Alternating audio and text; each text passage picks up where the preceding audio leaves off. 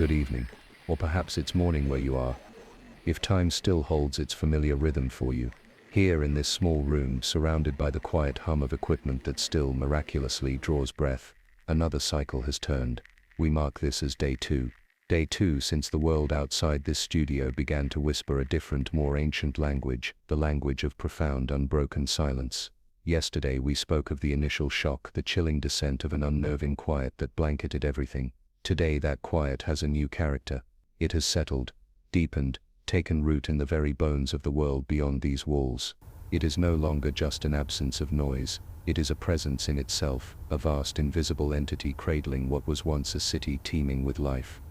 Imagine, if you will, a city you know well. Picture its avenues, its hidden alleyways, its towering structures that once scraped the sky with such confidence. Recall the symphony it once played. The distant sirens, the murmur of traffic, the chorus of voices, laughter, music, the countless small sounds that weave the tapestry of urban existence. Now, imagine all of that erased, not violently silenced, not in a cacophony of destruction, but as if a divine hand gently pressed a finger to the lips of the world, hushing it into an indefinite slumber. This is the reality that greets me now. The city outside my window, a place I once knew by its myriad sounds, is now a monument to stillness. I call it the Silent City. It has become more than just a location. It feels like a character in this strange, unfolding narrative. Its silence, a story waiting to be deciphered. Its desolation is not one of rubble and ruin. Not yet, but one of pristine abandonment. Cars sit parked along streets, as if their drivers intend to return at any moment, yet days stretch into an eternity of their absence. Buildings stand impassive, their windows like vacant eyes staring out onto empty parks and squares. Traffic lights cycle through their colors, red, amber, green, playing out their automated routine to an audience of none. It's a meticulously preserved stage, but the actors have all vanished, leaving behind only the faintest echoes of their presence, ghosts in the architecture. This silence, this emptiness, it presents a new kind of challenge. Yesterday was about grappling with the immediate shock, the severing of connections. Today the challenge is the city itself. This vast, quiet unknown that surrounds me. It beckons with a strange, cold allure, demanding understanding, or perhaps merely observation. There's a unique kind of loneliness that settles in when faced with such an expanse of human creation, utterly devoid of human life. It's a solitude that invites reflection, a canvas upon which the mind can paint its deepest questions. What is a city without its people? Is it merely a collection of structures, an empty shell, or does something of its former life, its collective energy, linger in the stone and steel, in the very air that now hangs so heavy and still? I find myself pondering the nature of society, the threads that bind us, and what happens when those threads are not just frayed, but seemingly dissolved. This silence is not just an auditory void, it's a philosophical one, a space where the mind can wander into territories of thought that the noise of the old world often drowned out. The mystery of it all is perhaps the most compelling aspect.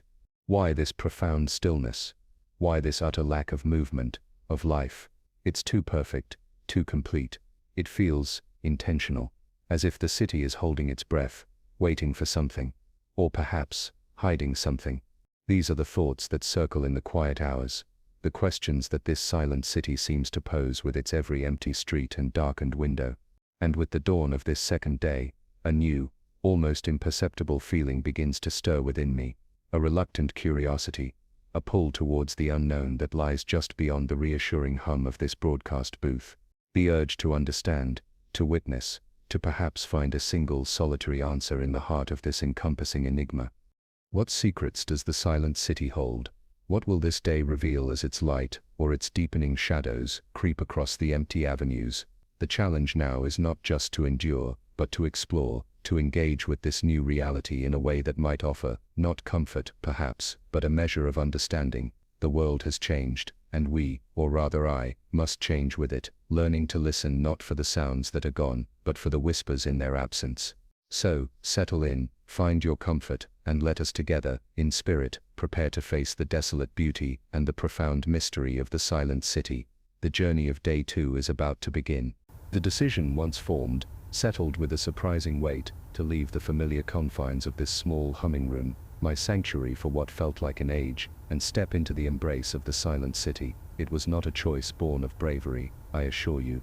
but of a deeper, more insistent need, the need to witness, to understand, to perhaps find some small resonance in that overwhelming emptiness. Preparation was a simple, almost ritualistic affair: a sturdy pair of boots, a jacket against the cool, unchanging air that seems to have become a permanent feature of this new world, a flashlight whose beam felt like a laughably small defiance against the shadows, and a small satchel with a bottle of water and a notebook. One cannot abandon the habits of a lifetime, and the desire to record, to document, even if only for an audience of one, remains. The door to the studio, usually a barrier against the world, now felt like a threshold to an entirely different plane of existence. As I drew back the bolts, their metallic clicks were swallowed instantly by the profound silence that lay in wait beyond. Stepping into the station hallway, then out through the main doors into what was once a bustling city street, was like stepping onto the surface of a perfectly still, crystalline lake. The silence was the first true immersion. In the booth, it was mediated by walls, by the hum of electronics. Out here, under the vast pale sky, it was absolute. It pressed in, not with menace, but with an almost reverent quality, as if the city itself was observing a vow of quiet. My own footsteps on the pavement sounded like intrusions, loud and clumsy in this delicate equilibrium. I found myself walking softly, as if not to disturb a slumbering giant. The air was cool, and carried no scent, no exhaust fumes, no distant aroma of food, no perfume of green things from the parks, just a neutral, sterile quality that added to the feeling of being in a meticulously crafted diorama. The expected signs of urban life were all present, yet frozen in time. Cars lined the curbs, their paintwork gleaming faintly in the diffuse light. Many were unlocked, some with windows slightly ajar, as if the owner had just stepped out for a moment. I peered into one, a family sedan, and saw a child's plush toy resting on the back seat, its button eyes staring blankly ahead. A half-empty coffee cup, cold and forgotten, sat in the console holder. These small, intimate details of interrupted lives, they spoke volumes more than any grand sweeping vista of emptiness. Each one was a miniature tragedy, a silent testament to a moment when everything simply stopped. I walked for what must have been an hour, though time itself felt distorted, stretched thin by the lack of familiar markers. The streets were mine alone. No birds sang from the carefully pruned trees in their concrete beds. No stray cats darted through alleyways, no insects buzzed in the air. This absence of even the smallest creatures was perhaps one of the most unsettling aspects. It was as if all life, not just human, had been suspended. Storefronts offered glimpses into paused commerce. A bakery with bread still cooling on racks in the window, now impossibly preserved. A bookstore, its latest bestsellers neatly stacked, a forgotten bookmark peeking from a volume left open on the counter. A clothing boutique, mannequins dressed in the latest fashions, their synthetic smiles fixed and unchanging. There was no dust to speak of, no decay, no sign of the relentless reclamation that nature usually begins when human influence recedes. This perfect, almost sterile preservation was a phenomenon in itself, adding layers to the mystery. It was a city in stasis, held in a breath it never released. And in this profound solitude, surrounded by the ghosts of what was, the mind inevitably turns inward.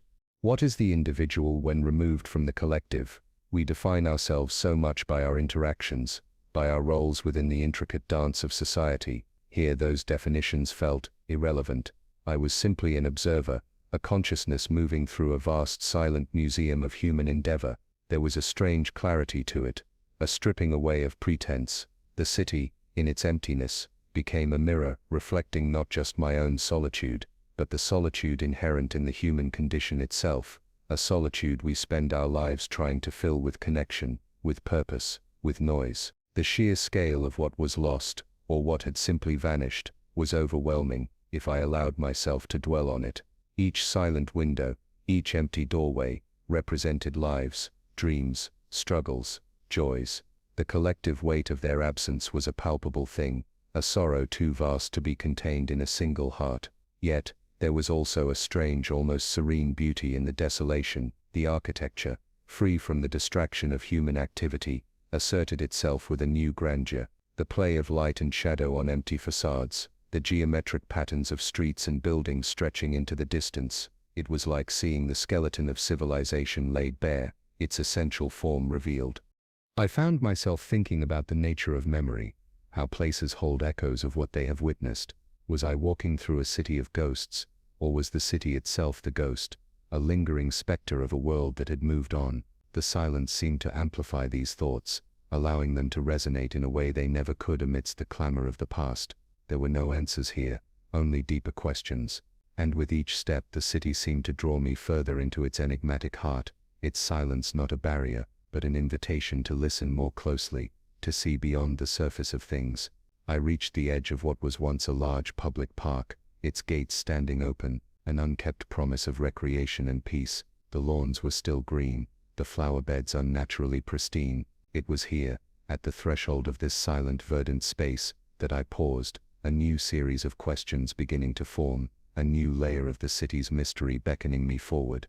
Stepping into the park was like entering a bubble of curated nature, now left entirely to its own silent devices. The unnerving perfection I'd witnessed in the city streets persisted here, yet it felt different amongst the trees and lawns. The grass was a vibrant, almost unnaturally uniform green, as if tended by an invisible hand only hours before. Flower beds bloomed with colors so vivid they seemed to hum in the stillness, their petals unblemished by insects or weather. It was beautiful, undeniably, but it was the beauty of a flawless painting, lacking the subtle imperfections, the gentle chaos that signals true, untamed life. The silence here was softer perhaps, absorbed by the leaves and the earth, but it was no less profound. The rustle of leaves, the drone of a bee, the chatter of squirrels, all these small vital sounds that form the park's usual symphony were absent. Only the faint whisper of my own passage, the soft crunch of my boots on the gravel paths, disturbed the quiet. I walked towards what I remembered was a children's playground, a place usually echoing with shouts of joy and the rhythmic creak of swings. Now, it stood silent, a collection of brightly colored metal and plastic sculptures in a sea of stillness. A red swing hung motionless, its chains perfectly vertical, another, slightly askew, as if a child had leapt from it, mid-arc only moments before their world changed. I reached out a hand and touched the cold plastic seat, and for a fleeting, irrational second, I almost expected it to be warm. It was here, in this monument of vanished laughter, that the sense of recent departure felt most acute. On a wooden bench nearby, a small, leather-bound journal lay open, its pages riffled slightly, as if by a breeze that did not exist in this windless world. I hesitated, a sense of intrusion warring with an undeniable curiosity. With a caution that felt almost reverent, I picked it up. The handwriting within was elegant, looping, detailing observations of bird life, sketches of flowers, thoughts on the changing seasons.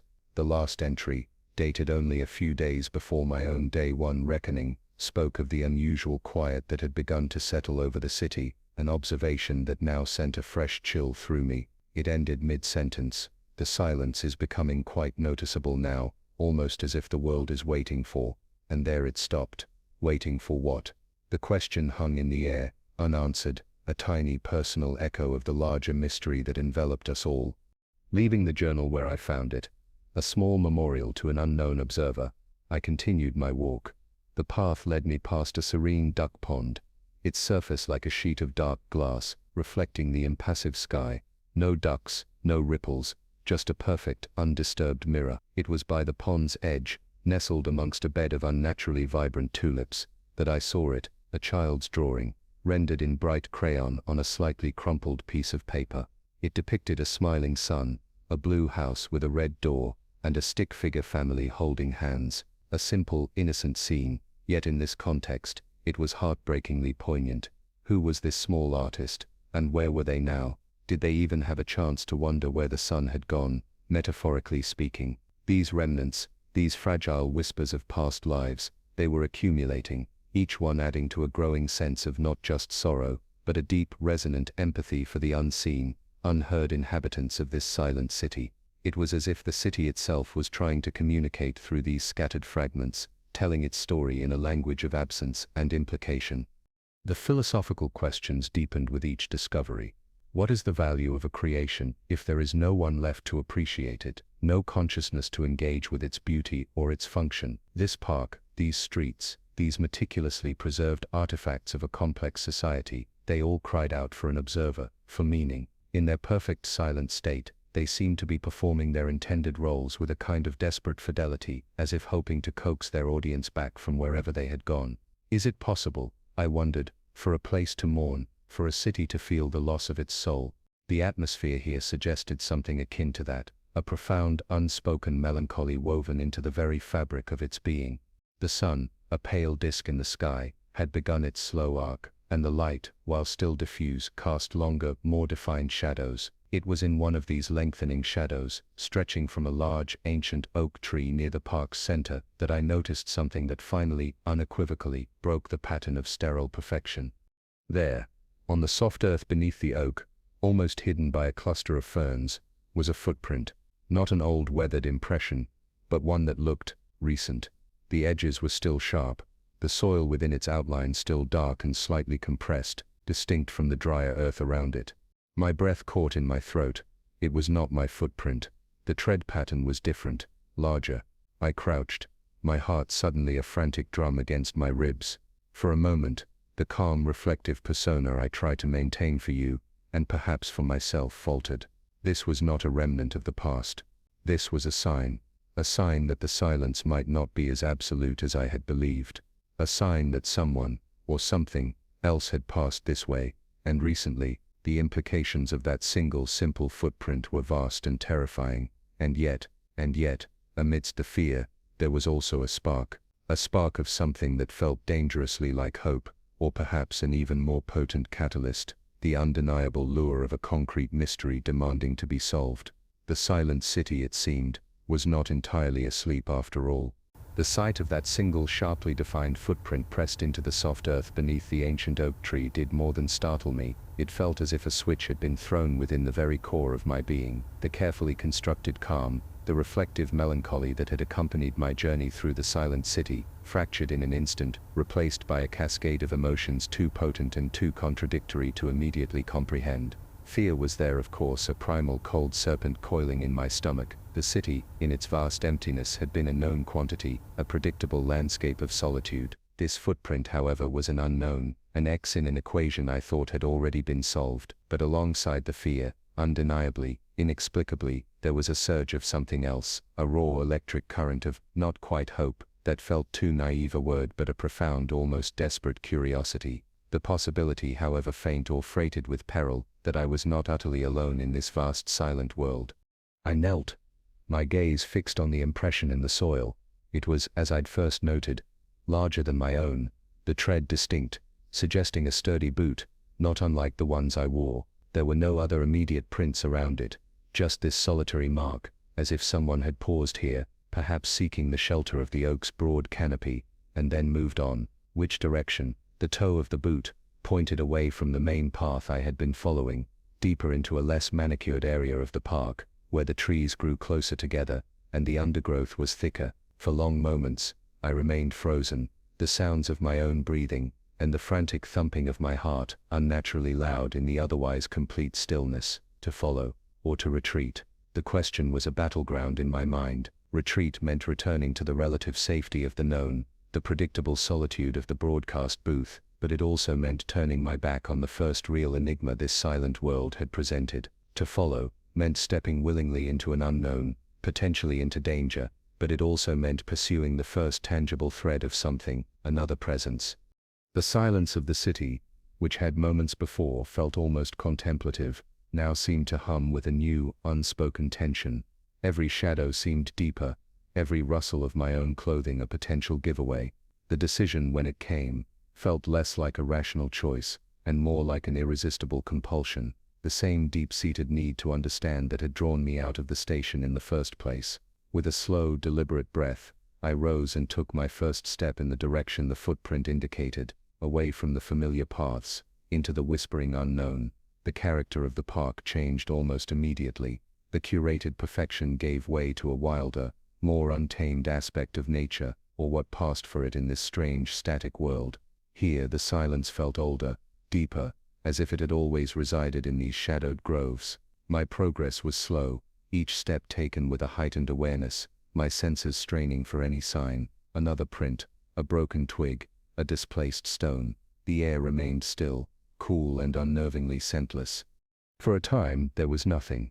The single footprint seemed an isolated anomaly, perhaps a trick of the light, a product of my own strained imagination. Doubt began to creep in, whispering that I was chasing a phantom, allowing loneliness to conjure specters, and then, I saw it. Not a footprint this time, but something else. A small, brightly colored object, almost hidden beneath a low-hanging fern. It was a child's plastic building block, a vibrant yellow, lying incongruously on the dark, damp earth. It was clean, unnaturally so, like everything else in this city, showing no signs of weathering or dirt. But it was out of place, clearly dropped, and it felt recent. My gaze swept the area. Had a child been here? With the owner of the boot print, the thought added a new layer of complexity, of poignancy, to the mystery. A few paces further on, I found another, a blue one this time, then a red one a little further still, almost like a trail of breadcrumbs, leading me deeper into the increasingly dense woods.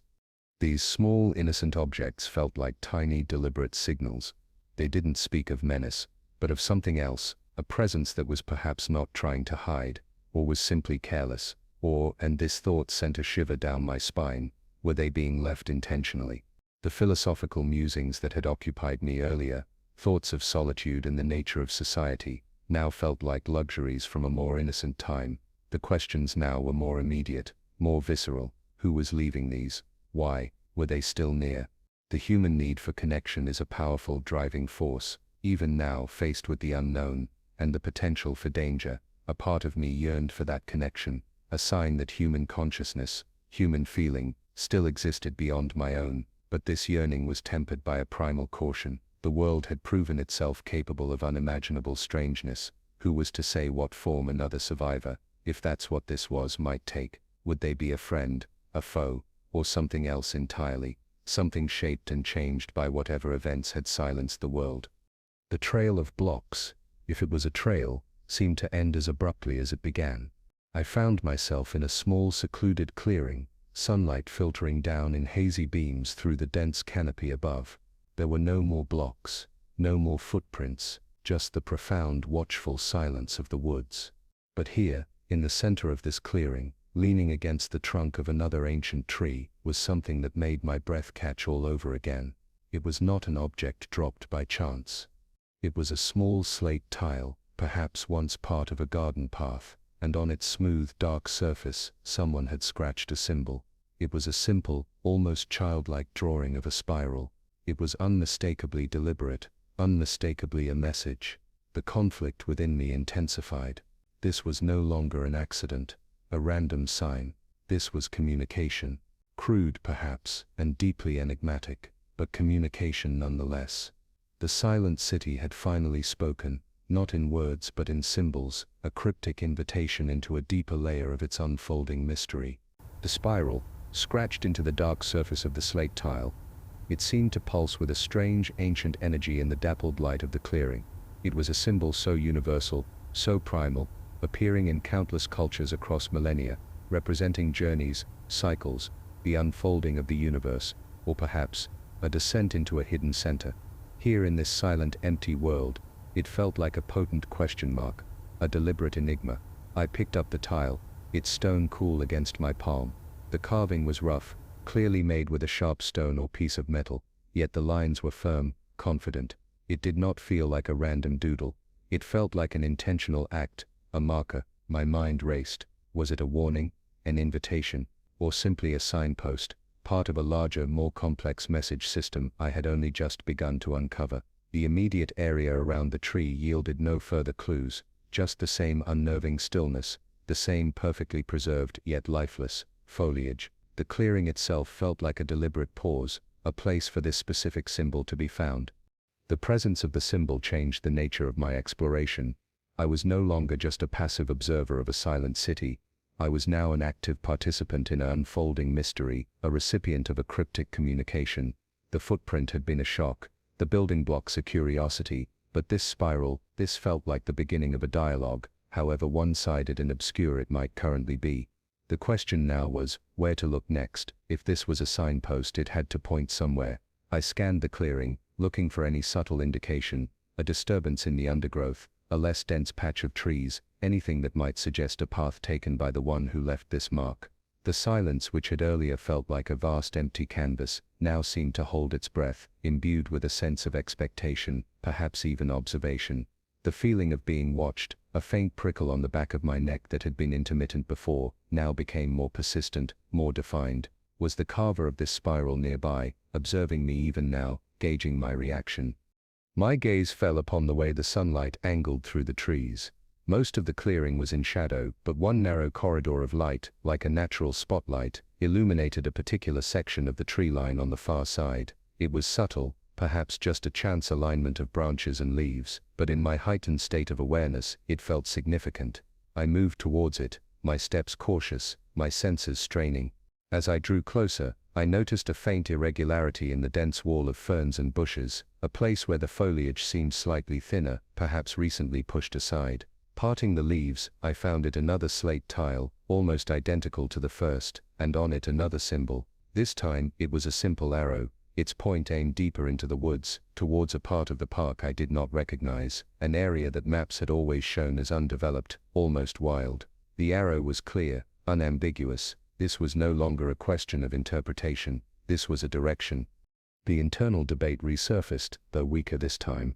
The pull of the unknown, the allure of these cryptic breadcrumbs, was becoming too strong to resist. It felt as if I was being led, guided through this silent landscape. By whom, and to what end, I could not guess. But the alternative, to turn back now, to retreat to the known safety of the station, with these unanswered questions burning in my mind, felt like an impossibility, a betrayal of some unspoken contract I had entered into when I first picked up that spiral. The philosophical side of my mind wondered about the nature of such trust, or perhaps, such folly. To follow signs left by an unknown entity in a world stripped bare of its usual rules and safeguards, it was an act of faith. Or perhaps, an act of profound desperation for meaning, for connection, however fraught with potential peril, that connection might be. The symbols, I realized, were giving me a purpose beyond mere survival, beyond the solitary act of broadcasting into the void. They were offering a narrative, a puzzle to be pieced together, and in a world devoid of human interaction, a narrative, even a mysterious and potentially dangerous one, can feel like a lifeline. I followed the arrow's direction, pushing deeper into the woods. The trees here were older, larger, their branches intertwining high above to create a dense canopy that plunged the forest floor into a perpetual twilight. The air grew cooler, damper, and the silence, if possible, became even more profound, more ancient. The ground was soft with centuries of fallen leaves, muffling my footsteps, making me feel like an intruder in a sacred, forgotten place.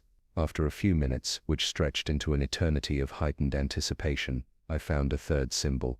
This one was different again, a circle with a single dot in its center, another ancient symbol, often representing the self or the sun, or a point of origin. It was placed at the base of a gnarled, lightning-struck tree that seemed to stand as a grim sentinel at a fork in what was barely a path. Two faint trails diverged here, one veering slightly left, the other slightly right, both disappearing into the gloom. The symbol offered no further directional clue. It felt like a choice, a test. Which path to take? I looked from one to the other, trying to discern any difference, any subtle sign that might guide me. Both seemed equally unwelcoming, equally steeped in shadow. It was here, standing at this silent, symbolic crossroads, that the weight of my isolation, combined with the acute awareness of another, unseen intelligence guiding my steps, pressed down with renewed force. Was this a game to someone? A lonely survivor finding a strange form of amusement, or was it something far more significant? A genuine attempt to lead me to safety, to information, or perhaps to a meeting? The potential for this other presence to be hostile was a constant chilling undercurrent to my thoughts. Yet the symbols themselves, the spiral, the arrow, the circled dot, they did not inherently feel malevolent. They felt elemental, ancient, as if tapping into a form of communication that predated words, that spoke directly to a deeper, more intuitive part of the consciousness. I closed my eyes for a moment, trying to clear my mind, trying to listen not with my ears, but with some other less defined sense. When I opened them, my gaze was drawn, for no reason I could articulate, towards the left-hand path. It felt, in that moment, like the only choice to make. With a deep breath, I stepped forward, deeper into the mystery, deeper into the unfolding conflict that the silent city had prepared for me. The left-hand path. It felt like a commitment, a step taken on faith more than reason, into a deepening twilight that seemed to swallow the faint ambient light filtering from above. The woods here were different, older, the trees immense and gnarled, their branches forming a skeletal latticework against the pale, unseen sky. The silence, too, transformed. It was no longer merely an absence of sound, but a thick, viscous presence that muffled even the whisper of my own breath, pressing in with an almost physical weight. For a long while, there were no more symbols, no more slate tiles. The path, if it could even be called that, was barely discernible, a faint impression, in the ancient leaf litter, as if only a few had ever trodden here, and those perhaps, long ago, or with great care. Doubt, a cold and unwelcome companion, began to gnaw at the edges of my resolve. Had my intuition failed me? Was I now truly lost, following a phantom trail, into the desolate heart of a forgotten wilderness masquerading as a city park? It was in this profound, almost disorienting stillness that the subtle anomalies began to assert themselves more forcefully. Several times I heard it, a faint, dry snap, like a twig breaking underfoot, always seeming to come from just beyond my range of vision, to my left or right, or sometimes unsettlingly from behind me.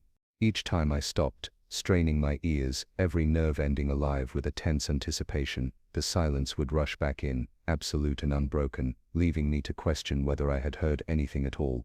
The play of light and shadow amongst the dense trees became more pronounced, more deceptive. Shapes seemed to coalesce in the periphery of my vision, vaguely humanoid, only to resolve into a twisted branch or a shadowed hollow as I turned to face them. The feeling of being watched was no longer a mere prickle, it was a certainty, a palpable pressure against my skin, as if unseen eyes followed my every move from the impenetrable gloom that lay beyond the faint trail. This was not the passive observation of the empty city, this felt active, intelligent, and deeply unsettling. The air, too, carried a new quality here, a faint, almost imperceptible scent, something earthy and metallic, like damp rust or old blood. It was a disturbing deviation from the sterile, scentless atmosphere of the city and the outer park, a hint that perhaps the perfect preservation I had witnessed did not extend to these hidden depths. The philosophical reflections that had accompanied my earlier journey felt distant now, overshadowed by a more primal, instinctual state of high alert. Survival, connection, the human condition, these grand themes retreated before the immediacy of a quickening pulse and the urgent question of what lay around the next shadowed bend. My hand instinctively tightened on the heavy flashlight I carried, its potential as a weapon offering a sliver of comfort in the encroaching darkness. Then, just as my resolve was beginning to fray, as the urge to turn back, to flee this oppressive, watching wilderness was becoming almost overwhelming, the path opened abruptly. I found myself standing at the edge of another clearing, smaller and more enclosed than the one where I had found the first spiral. This place felt different, ancient, almost sacred, or perhaps deeply taboo. At its center stood not a tree, but a low, weathered rock formation, a natural altar of gray stone, covered in moss and lichen, and here, the symbols returned, but with a new complexity, a new intensity. They were not on loose slates, but carved directly into the surface of the rock, spirals interlocking with arrows, circles encompassing intricate, almost latticework patterns, symbols I did not recognize, but which spoke of a focused, sustained effort, of a mind deeply immersed in its own unique iconography. It was a tapestry of intent, etched into stone. But it was not the symbols alone that held my attention, that made the breath catch in my throat and a cold dread mingle with an almost unbearable surge of adrenaline. Arranged carefully around the base of this carved rock were other objects, objects that spoke not of ancient mysteries, but of a very recent, very human, and very perplexing presence. There was a collection of what looked like tools, though not of any conventional design I recognized. They were fashioned from scavenged metal, sharpened stones, pieces of shaped wood, bound with wire, and what looked like strips of hide, primitive, yet undeniably effective looking. Beside them, a small, carefully constructed fire pit, cold now, but with the unmistakable remains of recently burned wood within it, and next to that, a sleeping roll, fashioned from blankets and what appeared to be layers of insulating material, neatly tied. This was not just a place of messages, this was a place of habitation. Someone was living here, or had been just hours, perhaps even minutes ago. The conflict, the mystery I had been tasked with solving, had just taken on a terrifyingly concrete form. This was no longer about abstract symbols or fleeting footprints. This was about another survivor, another intelligence, one capable of existing in this silent world, one who clearly possessed skills and a mindset far different from my own. The questions exploded in my mind. Who were they? Why these symbols? Why this hidden, almost ritualistic seeming encampment? Were they the source of the city's unnatural stillness, or another victim of it? Were they hostile, fearful, or perhaps seeking something from me? The air in the clearing felt thick with unanswered questions, with the palpable echo of another's recent presence, and as I stood there, frozen between the urge to investigate further and the instinct to flee, my gaze fell upon one final detail, one that tightened the knot of fear and intrigue almost to a breaking point.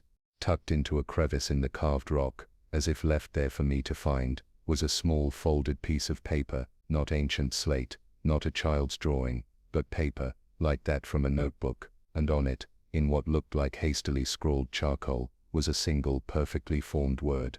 A word I understood all too well. The word was listen. Listen. The word, stark and black against the pale, folded paper, seemed to vibrate in the heavy silence of the clearing. It was not a shout, not a threat, but a simple, profound imperative. My mind, which moments before had been a maelstrom of fear, speculation and adrenaline, seemed to freeze, all its frantic energy focused, distilled into the single act of processing this one, unambiguous command. It was the first direct communication, the first use of shared language I had encountered since the world had fallen silent. The symbols had been evocative, mysterious, open to interpretation, the footprint, a tantalizing but mute clue, the colored blocks, an almost playful enigma. But this was different. This was an address, a recognition of my presence, and an instruction. My heart, which had been hammering against my ribs like a trapped bird, began to slow, not with relief, but with a new, almost solemn intensity. The immediate, animal fear of a hostile presence began to recede, replaced by something far more complex, a sense of being on the cusp of a revelation, however unsettling that revelation might prove to be. I was no longer just an explorer stumbling through a mystery. I was now a direct recipient, an acknowledged party in a silent unfolding dialogue. The word itself, listen, echoed in the chambers of my mind, stripping away the layers of my own internal noise, the constant narration, the fear-fueled conjecture. It was an invitation to a deeper form of perception. But listen to what? The clearing was, to my ears, as profoundly silent as every other corner of this forsaken park, this sleeping city. There were no new sounds, no whispers on a non-existent breeze, no approaching footsteps. The silence remained absolute, a vast, unbroken ocean of quiet, and yet the command was clear. It implied there was something to be heard, something that perhaps I had been missing in my visual search, in my logical deductions, in my anxious anticipation of a physical encounter. Could it be that the message was not about auditory perception in the conventional sense? Perhaps it was an instruction to listen to the silence itself, to attend to its nuances, its textures, its hidden frequencies, or perhaps to listen inwardly, to that quieter voice of intuition that had guided me to the left-hand path, a voice often drowned out by the clamor of rational thought and fear. I stood there for what felt like an eternity, the small piece of paper clutched in my hand, the word listen imprinted on my consciousness. I closed my eyes, a deliberate act of sensory deprivation, attempting to amplify whatever other channels of perception might be available to me. I focused on my breathing, letting it slow, letting the tension drain from my shoulders, from my jaw. I tried to become a vessel, an empty space ready to receive. And as I stood there, in that self-imposed darkness, a subtle shift began to occur. The silence, which had felt oppressive, watchful, even menacing at times, began to feel different. It was no longer an empty void, but a medium, rich and resonant, filled with an unspoken, unarticulated presence. It was the silence of deep meditation, the silence of ancient forests, a silence that was not an absence, but a fullness. I began to perceive, or perhaps imagine, the faintest of currents within it, like the almost imperceptible movement of water in a deep, still pool. It was not sound, but something akin to it, a vibration, an energy. My mind recalled the symbols, the spiral, the arrow, the circle with the dot. They were not random, They were part of a language, a visual dialect of this profound quiet. And the encampment itself, the primitive tools, the cold fire pit, the sleeping roll, these were not just signs of survival, but statements. They spoke of resilience, of adaptation, of a life lived in harmony, or at least in direct conversation, with this overwhelming stillness. The one who lived here, the one who had penned this single potent word, was not merely existing in the silence. They were part of it. They understood its language. The philosophical implications began to dawn on me with a gentle unfolding clarity. We are so accustomed to a world saturated with noise, with constant verbal communication, with an unending stream of information demanding our attention. We equate silence with emptiness, with a lack of communication. But what if silence itself is a form of communication, a deeper, more fundamental language that we have forgotten how to interpret? What if the true messages are not in the words but in the spaces between them, in the quiet attention we bring to the world around us? This other survivor, this inhabitant of the silent city, was not shouting to be heard over the din of a lost world. They were inviting me to step into their world, to learn its vernacular. A listen was not just a command, it was a key, an initiation. It was a call to shift my entire mode of perception, to move beyond the surface level of observation and engage with the essence of this new reality. The conflict I had perceived, the sense of being hunted or led into a trap, began to dissolve, replaced by a dawning understanding that this was something far more nuanced, perhaps even something sacred.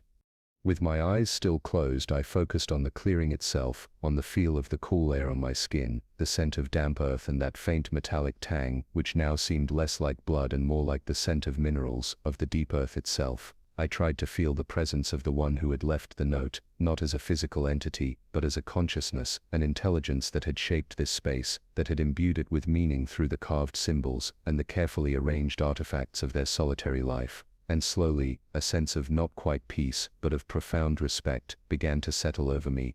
Respect for the resilience, the ingenuity, the sheer will of this other being, who had found a way to not just survive, but to create meaning, to communicate, in a world that had ostensibly ended. The word listen was a bridge, a fragile connection forged across an abyss of solitude and silence. It was an offering. And my part, I now understood, was to accept that offering, to truly deeply listen to what the silence, and the one who thrived within it, had to say. The resolution I sought was not about finding a person, but about finding a new way to perceive, a new way to understand what it meant to be conscious in a world transformed. The city was not just silent, it was speaking, and I was finally beginning to learn its language. When I finally opened my eyes, the small, secluded clearing seemed subtly transformed, or perhaps it was I who had changed. The dappled sunlight filtering through the dense canopy above no longer seemed hazy or uncertain, but rather it painted the scene with a delicate, almost ethereal clarity. The carved rock at the clearing's center, with its intricate tapestry of spirals, arrows and circles, no longer felt like a mere puzzle or a cryptic warning, but more like a map, a spiritual cartography charting a different kind of existence.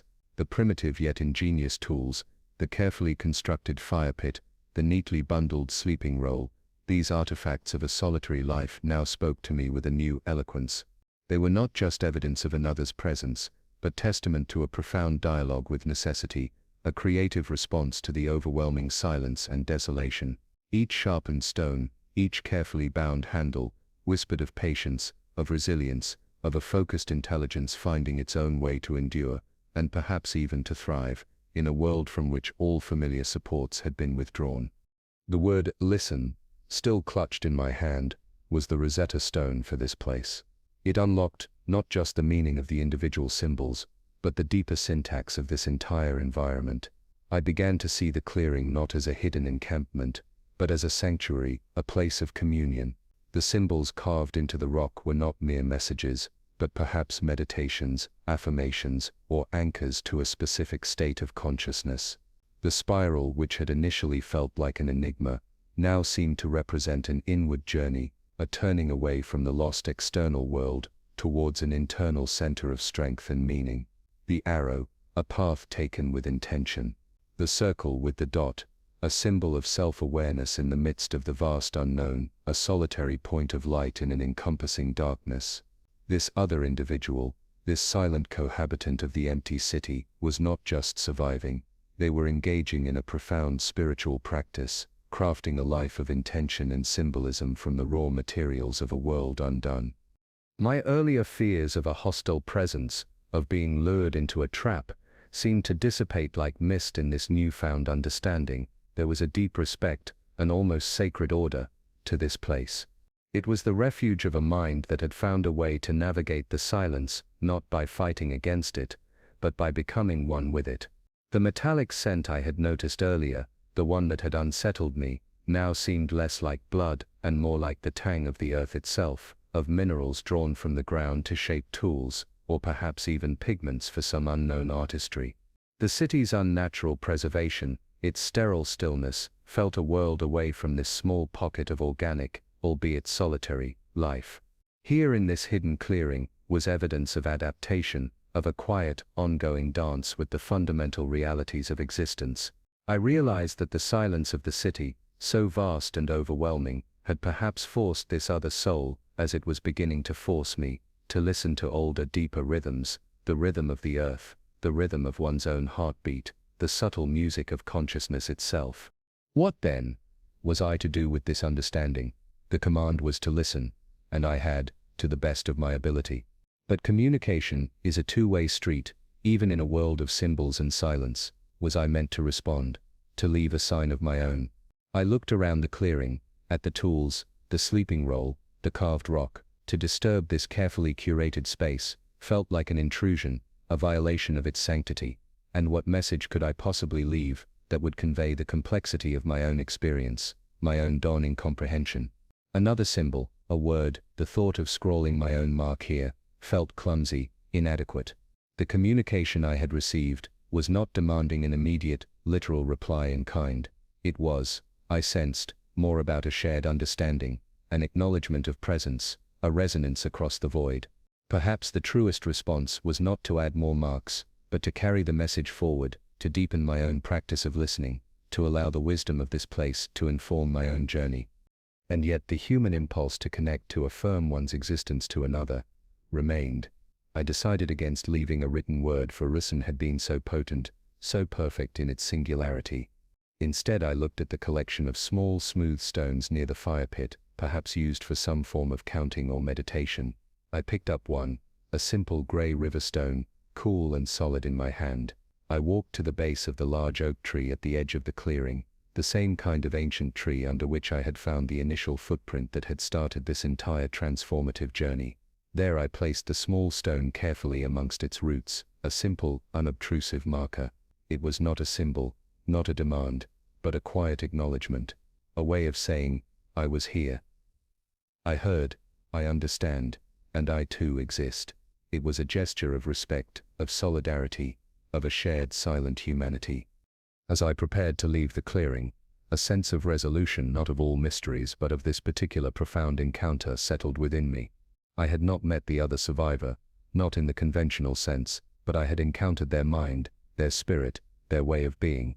I had been given a glimpse into a different form of survival, a different form of consciousness. The city was still silent, the broader enigma of what had happened to the world remained, but the character of that silence had changed for me. It was no longer entirely empty. It held the resonance of another intelligence, another deeply feeling presence. The isolation I felt was still immense, but it was no longer absolute. There was a subtle shift from a feeling of being utterly alone to a sense of sharing this vast quiet world with at least one other soul, a soul who communicated not through the clamor of words, but through the profound eloquence of silence, symbols, and a life lived with deliberate, mindful intention. My journey back through the woods, as the pale light began to wane, was different. The shadows no longer felt quite so menacing, the silence not so empty. I carried within me the echo of that single word, listen, and I knew that this day had changed, not just what I had seen, but how I would see and hear, and be in all the silent days to come. And so day 2 draws to its inevitable close. I am back within the familiar humming confines of this small room, this solitary beacon. The physical journey into the heart of the silent city has ended, for now, but another journey, an internal one, continues to resonate, its echoes shaping the contours of my understanding. Today the city revealed a different facet of its mysterious nature. It was not merely a landscape of desolation and forgotten lives, but a place of subtle communication, of hidden sanctuaries, of a consciousness adapting and enduring in ways I had not thought possible. From the first unsettling footprint beneath the ancient oak, to the strangely innocent trail of colored blocks, then the deliberate, enigmatic symbols etched into stone, each discovery was a step deeper into a narrative far more complex than simple survival. And finally, the clearing, that secluded altar, with its testament to a resilient, intelligent presence, and that single, profound word, listen. It feels like a lifetime has passed since the pale light of this morning first illuminated the silent streets. The silence itself has been reframed. It is no longer the stark, empty void I initially perceived, the chilling negation of all that was. It has become a medium, a canvas upon which new forms of meaning can be painted. The experience in the clearing taught me that listening is not solely an auditory act. It is an opening of the entire self, a willingness to perceive the subtle currents that flow beneath the surface of the obvious, to hear the unspoken, to see the invisible. In a world stripped of its cacophony, the faintest whisper, the most delicate symbol, can carry the weight of an entire library. The silent city, in its own stark way, has begun to teach me its language, a language composed not of words, but of presence, of intention, of the eloquent patterns left by a life lived in deep attunement to its surroundings. This day has also reshaped my understanding of solitude and connection. How strange it is to feel a profound sense of connection with another being I have never seen, never heard in the conventional sense. The symbols, the encampment, the carefully left note, these were bridges built across an immense gulf of isolation. They speak to an innate human, perhaps even universal, need to reach out, to signify, to affirm that I am here. And in receiving that message, in truly listening to its implications, I found a resonance, a feeling of shared experience that transcended the physical aloneness. It suggests that connection is not solely dependent on proximity or conversation, but on a shared understanding, a recognition of another's consciousness in the universe. Even in the most profound isolation, the possibility of connection, however subtle, remains.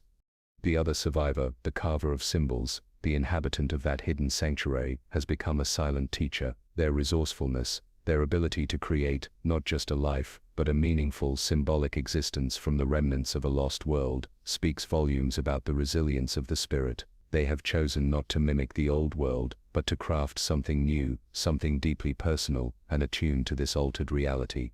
It's a testament to the adaptability of intelligence, the enduring human drive to find and create order, beauty and meaning, even when surrounded by chaos or by an overwhelming indifferent stillness. Their life, glimpsed through these artifacts, is a powerful counter-narrative to despair, a quiet song of endurance sung into the heart of the great silence. And so, as I sit here, the hum of the transmitter a familiar comfort, I reflect on what it means to carry this day's experiences forward. The command to listen extends beyond that small clearing in the woods. It is an invitation to approach each moment, each new mystery, with a quieter mind, with a more open heart. It is a reminder that often, the most profound truths are not shouted, but whispered, and can only be perceived when we still our own internal noise. Perhaps in our own lives, in the bustling cities, or the quiet landscapes we inhabit, there are messages waiting to be heard, connections waiting to be made, if only we cultivate the art of true listening, listening to the spaces between words, listening to the needs of others, listening to the quiet wisdom of our own intuition, and listening to the subtle language of the world around us.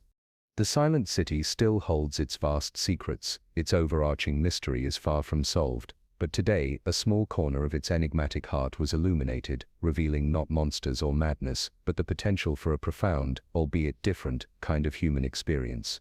It leaves me with a sense of contemplative peace, a feeling that even in the face of the unimaginable, life in its myriad forms seeks meaning, seeks connection, seeks to leave its trace, and in those traces we can find reflections of our own deepest capacities for resilience, for understanding, and for a quiet, enduring hope. Thank you for joining me on this journey through day 2. I hope these reflections have offered a measure of peace, a space for your own thoughts to wander and find rest. The world outside may be noisy, or it may be quiet, but the invitation to listen, truly listen, is always there. If these journeys into the quiet and the unknown resonate with you, I warmly invite you to subscribe to the channel, to share your own thoughts and reflections in the comments below. Your presence here, your willingness to listen with me, creates its own form of connection across the airwaves, a community woven from shared contemplation. Until next time, whenever and wherever that may be, I wish you peace, and a night filled with insightful dreams. Stay safe, and listen deeply.